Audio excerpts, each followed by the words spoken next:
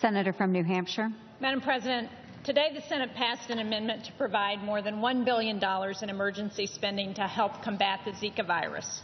I support this effort. I think it was a good bill, and I commend our leaders in the Appropriations Committee for reaching this bipartisan agreement.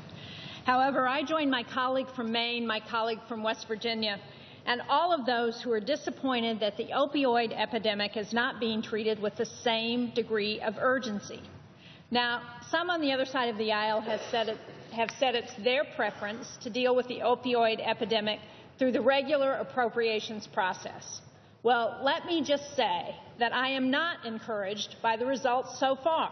And with all due respect to my colleagues, an extra $1 million here and there for a few programs, which is what we're seeing in the appropriations process, that is not going to address the nationwide crisis that, as Senator King has said, is going to kill tens of thousands of Americans this year.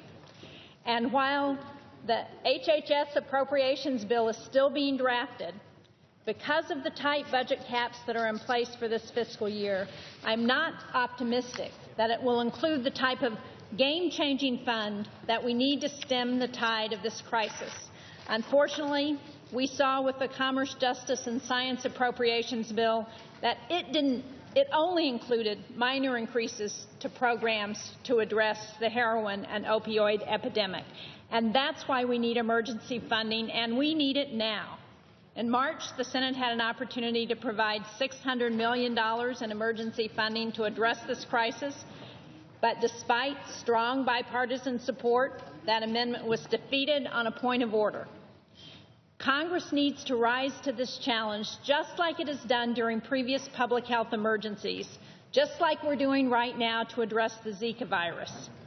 Just last year, Congress approved $5.4 billion to combat the Ebola outbreak, which killed 1 American. But in 2014, 47,000 Americans died from drug overdoses. And each day we wait, another 120 people die of drug overdoses. We're losing 1 person a day in New Hampshire.